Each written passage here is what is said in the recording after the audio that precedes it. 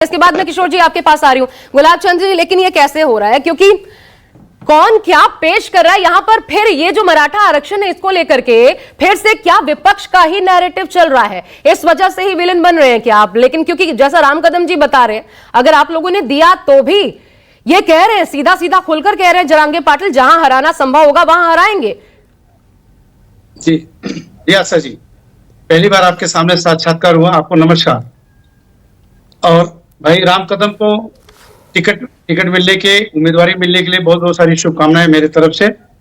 आप भावी आमदार हैं, इसमें कोई संदेह नहीं। अब मैं अपने विषय पर आना चाहता हूँ, सीधे सीधे अपनी छोटी बहन चित्रा बातम पे कहना चाहता हूँ। हमारी बहन, ये कांग्रेस की ये संस्कार यही है क्या, असंसदीय भाषा का? गद्दार गद्दार गद्दार। मैं अपनी छोटी बहन से पूछना चाहता हूँ, 2010 यही आदरणीय शरद पवार साहब आपके कांग्रेस के छाती पे लात मार करके अलग होकर के राष्ट्रवादी कांग्रेस बनाए थे, उसको क्या था? वो वफादारी था कि बेवफाई था? और नहीं कहने दीजिए, इतिहास सबको पता है। फिर दूसरी बात, इतिहास सबको पता है, आप आज की बात करें, आप अपनी बात करें और गद्दार कहना कोई बात का नहीं है। नहीं, गलत बात है। फिर आशा जी, मैं इनसे पूछ जानना चाहता हूँ, 1978-79 के बीच आदरणीय वसंत दादा पाटिल के, उनको धोखा दे करके आदरणीय शरद पवार साहब मुख्यमंत्री बने थे। वो क्या वफादारी थी कि क्या था जो ये शब्द कर रहे हैं? हमारे मुंह से वो शब्द नहीं निकल सकते हैं। अब रही बात आपके, मैं विषयों पर आना चाहूंगा। जहां तक मराठाओं की बात है, जहां तक मनोज जरांगे पाटिल जी की बात है, मनोज जरांगे पाटिल जी एक झुंझावर और एक कर्मशील नेता है।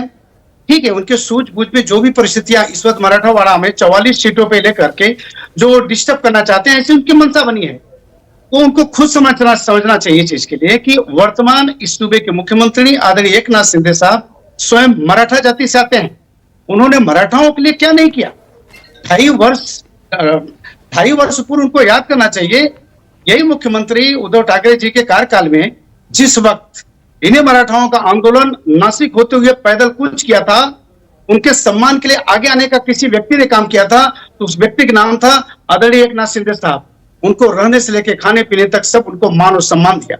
उसके बावजूद भी आज एकनाथ शिंदे साहब के नेतृत्व के ऊपर सवालिया निशान खड़ा हो, जिन्होंने अभी 10% मराठाओं को सम्मान देकर के उनके हित के लिए और महाराष्ट्र में सभी जात पात भाषाओं को लेकर के उन्होंने जो सम्मान दिया, उन्होंने महाराष्ट्र और राजधर्म का निर्वाह किया और अपने जात जमात अपने लोगों को भी सम्मान किया।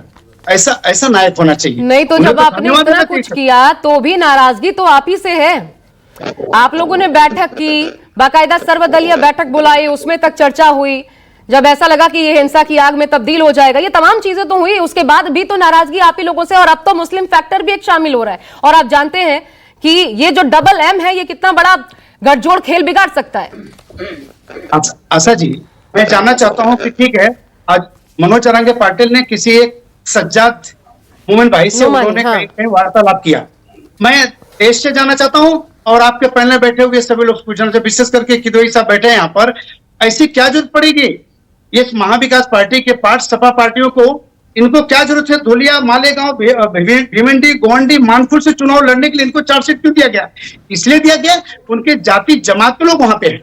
लेकिन ऐसा एकनाथ शिंदे साहब ने नहीं किया। उन्होंने जात जमात नहीं देखा, बल्कि सर्व धर्म, सर्व मजहब, जात पात या पूरा पश्चिम उत्तर दक्षिण सभी लोगों को लेकर के उन्होंने अपने राज्य धर्म का निर्वाह करते हुए महाराष्ट्र के इस भूतल पर जो भी राजनीतिक समीकरण बन रहा है उस आधार पे काम किया। आशा जी, इसमें कोई दो राय नहीं, इसमें संदेह भी नहीं होना। अनिल भाई को बोलो ना। सब पार्टी के कार्यकर्ताओं के सभी A to Z सब कार्यकर्ता सबकी 8:30 बजे इधर बैठी। अच्छा, राम कदम जी अपनी बात रख